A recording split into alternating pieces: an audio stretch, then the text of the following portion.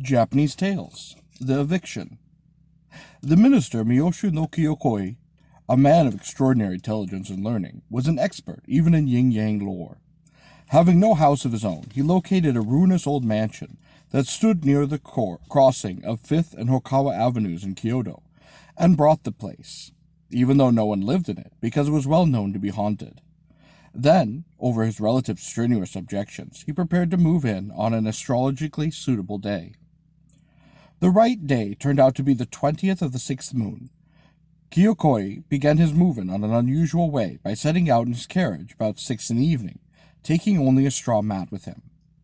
This house was so old that you couldn't even guess its age, while its garden was full of pines, maples, and cherry trees so ancient that they certainly must have had tree spirits living in them.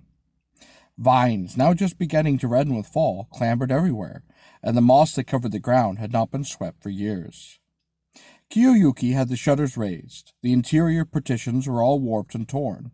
He had a corner of the floor cleaned up and spread out the mat he had brought. Then he had a lamp lit and lay down on the mat facing south.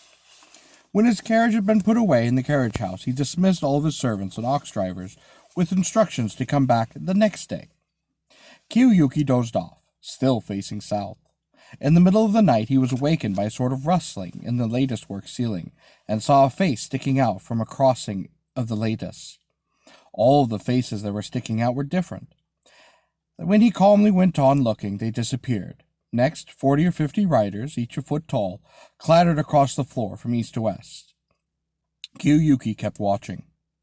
A closet door opened, and out came a very distinguished, though tiny lady, all in dark brown, with her hair down over her shoulders. The delicious scent of musk filled the air as she knelt before him.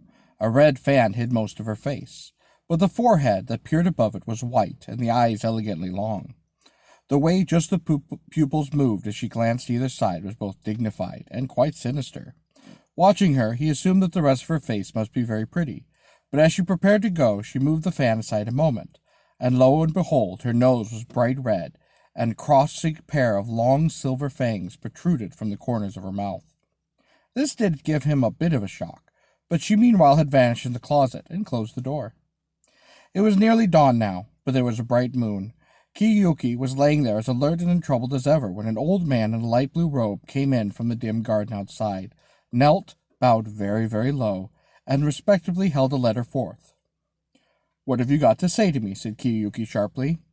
The old man answered in a very little voice. "I am here to let you know, sir, that we consider it very wrong of you to claim possession of a house which has been ours for many years, and that we wish to register a vigorous protest." "You don't know what you're talking about. People often buy houses from one another. It's perfectly normal. But you insist on disrupting this process by frightening away anyone who wants to live here, and by occupying this place yourself. You should be ashamed. Real demons know right from wrong, and are perfectly straight about it. That's what makes them frightening. But all you do is invite the punishment of heaven. Why, you're only a tribe of old foxes. Give me a single hawk or dog, and I'd have him eat you all. Go tell that to your friends." "You're perfectly right, sir. You're perfectly right. But we've lived here so long, you see, we want you to know how we feel. I'm not in the habit of frightening people. The culprits, I'm afraid, are a couple of youngsters. I do try to control them, sir, but they're always up to their tricks. If you're going to move in here, though, sir, I really don't know what we're to do. We've nowhere to go, or at least the only place is a vacant lot by the main gate of the academy. May we have your permission to move there at least, sir?" "That sounds like a very good idea," Kiyuki answered. "You might as well get started." The old man shouted an order, and 40 or 50 voices shouted assent. After daybreak, Kiyuki's house came to fetch him home again.